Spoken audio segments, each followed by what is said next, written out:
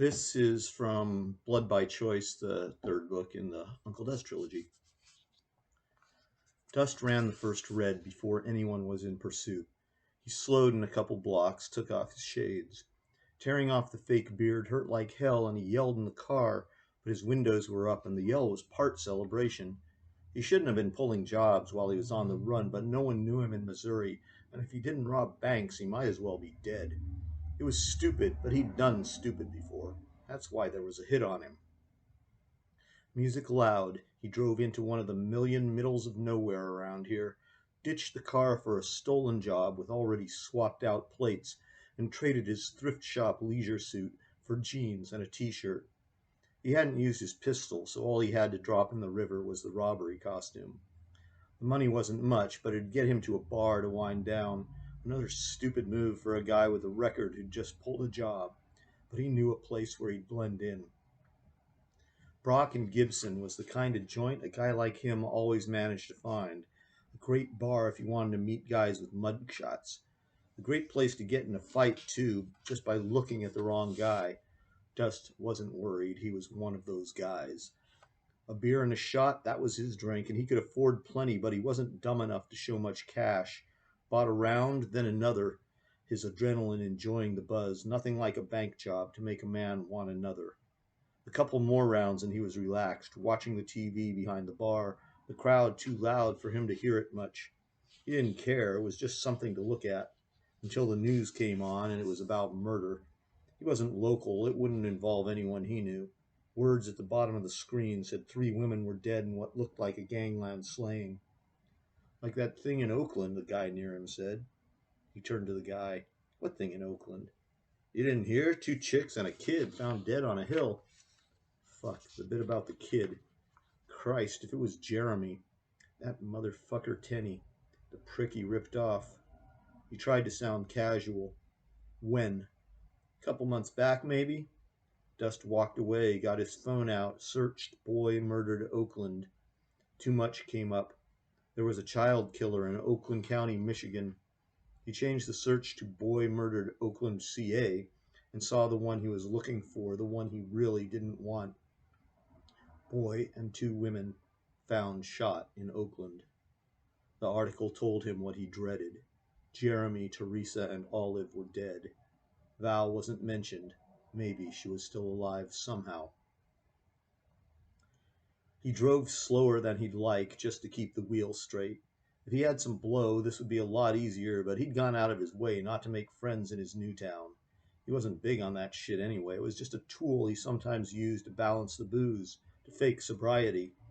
Couldn't get busted for drunk. If he got jail time, Tenny'd probably have him shanked. He pulled over at a roadside diner before he'd gone 100 miles, got a tall black coffee to go, and hit that late night long road. Daylight, he'd barely made Nebraska, was ready to drop.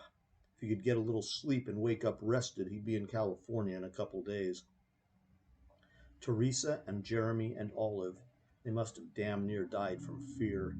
The men who pulled those jobs were outside life and death, couldn't live with themselves if they cared what they did. Dust would be like that when he found the men, but those 2 women and that kid, a fucking kid, were innocent as anyone could be. Too late to save them. Dust would do the next best thing, but he was going after men who wouldn't die easy. No word on Val. Maybe he could save her. He drove, and God, he wanted that bottle he'd put in the trunk. It was his fault the murders happened in Oakland. He'd called Mimi, set it up to look like he was going to Keene in Berkeley. That's why the men hunting him would have gone to the East Bay.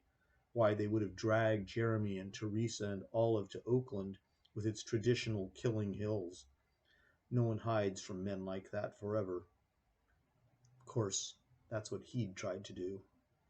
He took the 80, but he wouldn't start in Oakland or Berkeley. Hard to say who there was involved. Hadn't been his turf in years. Had to go farther south, Tenny and Rico territory.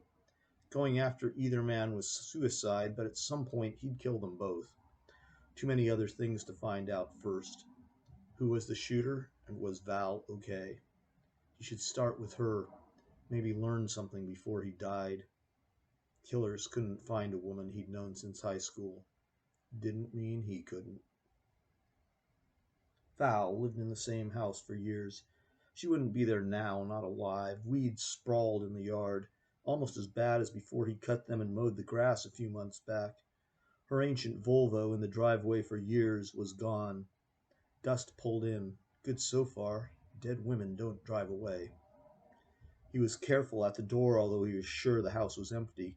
No sound from inside, no one could see as he popped the flimsy lock and walked in. He stopped at the edge of the living room. The TV and its shelves were scattered on the floor, surrounded by broken glass from the monitor, some CDs, too. Gutted couch cushions had been flung around the room, the couch upside down and sliced open on all sides.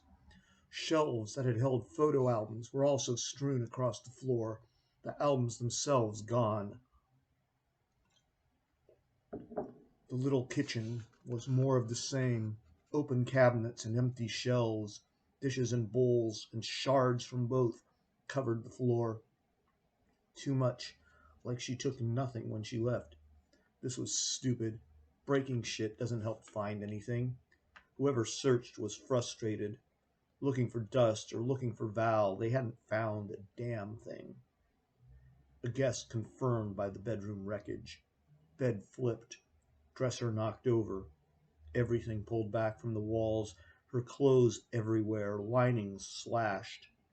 None of what they'd left was a clue to where she'd gone. Probably nothing they took, either.